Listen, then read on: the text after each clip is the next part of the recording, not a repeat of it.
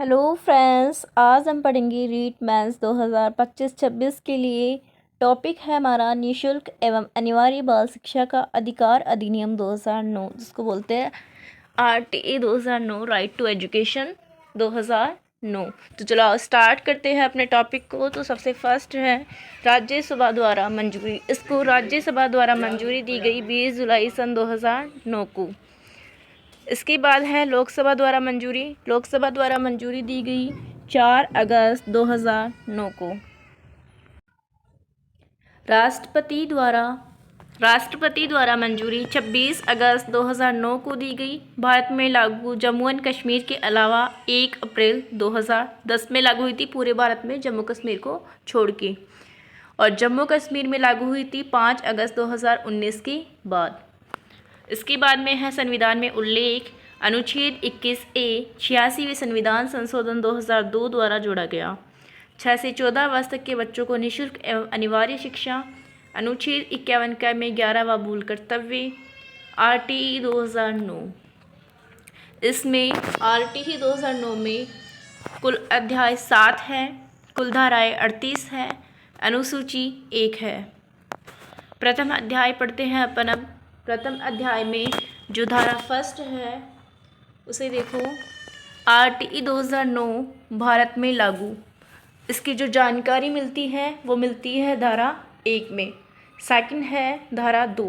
महत्वपूर्ण परिभाषा ये शब्दावली इसमें दी गई है, जैसे समुचित सरकार, वंचित बालक, विद्यालय, स्थानीय प्राधिकारी, अभावग्रस्त बालक, अनुवीक्षण आदि। इन सभी का उल्लेख धारा 2 में मिलता है। इससे आगे है अध्याय 2। अध्याय 2 में है धारा 3 से 5 तक। धारा 3 है 6 से 14 वर्ष के बालक बालिका का निःशुल्क शिक्षा प्राप्त करने का अधिकार। इसके बाद में है धारा 4, आयु अनुसार कक्षा में प्रवेश। धारा 5 है प्रारंभिक शिक्षा पूर्ण करने तक अन्य विद्यालय में स्थानांतरण का अधिकार। देखो, ये एकदम शॉर्ट नोट्स है, हैंड रिटन नोट्स है। अगर आप इसको पूरा वीडियो देखोगे तो आपके लिए बहुत ही हेल्पफुल रहेगा। एग्ज़ाम के पॉइंट ऑफ व्यू से आप कम समय में अपनी अच्छी प्रिपरेशन कर पाएंगे। इससे नेक्स्ट है अध्याय 3। अध्याय 3 में धाराएं दी गई है धारा 6 से 11 तक। तो धारा 6 है समुचित सरकार का दायित्व है कि वह समय, स्थान व परिस्थितियों के अनुसार विद्यालयों की स्थापना करेगी।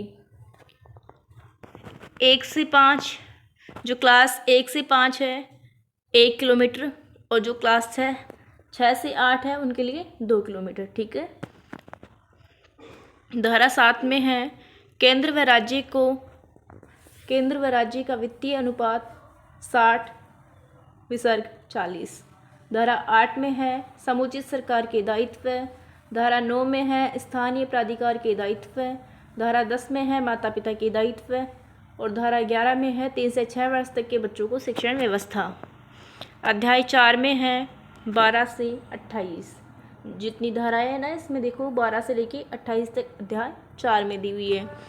धारा 12 है निजी शिक्षण संस्थाओं में 25% दुर्बल वर्ग को प्रवेश। जो RT में 25% बच्चों का निःशुल्क प्रवेश किया जाता है वो धारा 12 में उल्लेखित है। धारा 13 में है प्रवेश के समय कोई शुल्क या परीक्षा न लेना।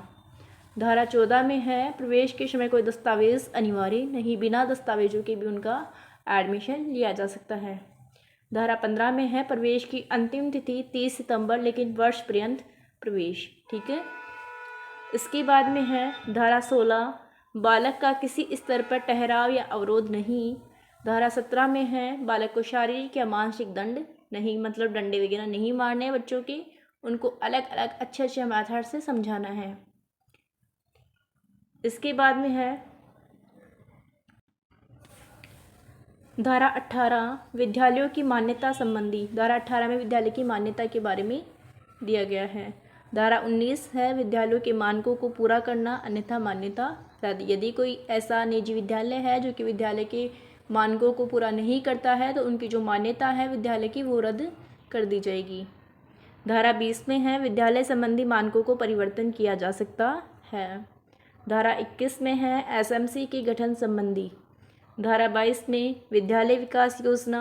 धारा 23 में शिक्षकों की योग्यता, यह वेतन आदि का उल्लेख करता है। जो भी वेतन होता है शिक्षकों का या उनकी जो योग्यता होती है उसका उल्लेख धारा 23 में दिया गया है।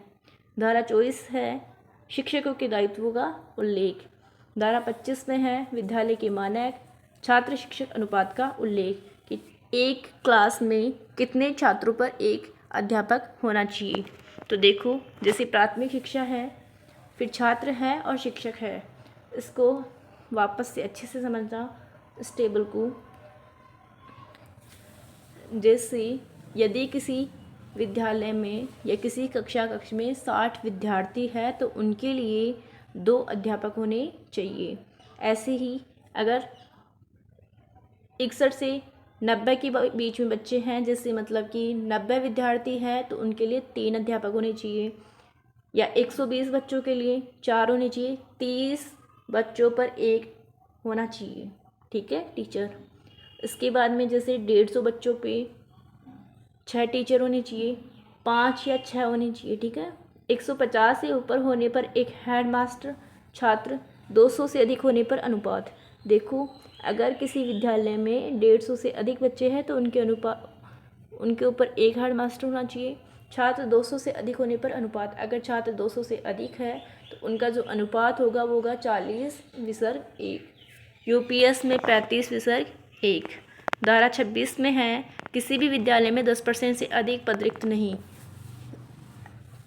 ऐसे मानो किसी विद्यालय में 10 अध्यापक है, ठीक है, तो उनमें से केवल ऐसा हो सकता है कि एक ही अध्यापक का पद रिक्त हो। ऐसे नहीं होना चाहिए कि 5 टीचर्स नहीं आ रहे 10 में से, केवल 10% ही रिक्त होना चाहिए।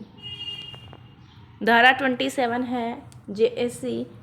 जे का मतलब होता है जनगणना, ए का होता है आपदा और सी का चुनाव के अलावा गैर शैक्षणिक कार्य ड्यूटी नहीं। जैसे किसी गैर शैक्षणिक कार्य में लगा दिया, जैसे कोरोना में जो राशन है वो वितरित करने में अध्यापकों की ड्यूटी लगा दी गई, तो ये चीज़ें अब नहीं है, इनसे उनको मुक्ति मिल चुकी है।